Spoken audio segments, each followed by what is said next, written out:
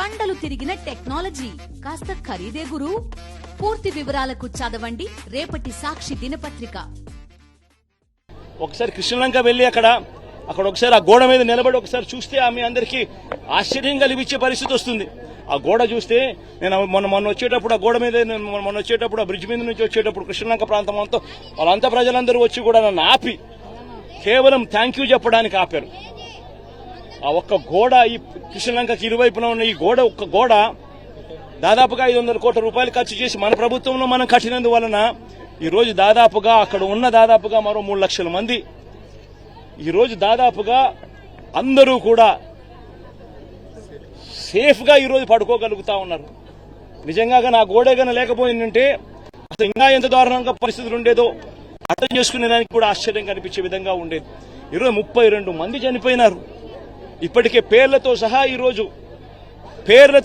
రోజు సాక్షి దినపత్రికల్లో ఇప్పుడు పేర్లతో సహా కూడా రాశారు.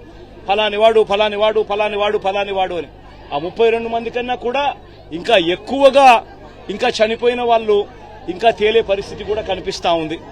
మరి 32 మంది చావుకు కారణమెవరు?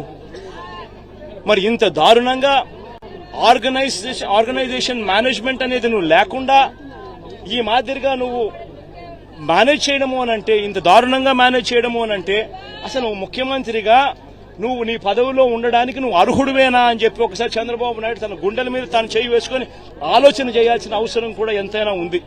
ఎందుకంటే ఒక ముఖ్యమంత్రి చేయాల్సిన కార్యక్రమాలు ఏదీ తాను చేయలేదు. ముఖ్యమంత్రిగా చంద్రబాబు నాయుడు గారు పూర్తిగా ఫెయిల్ అయిన పరిస్థితులు కనిపిస్తా ఉన్నాయి.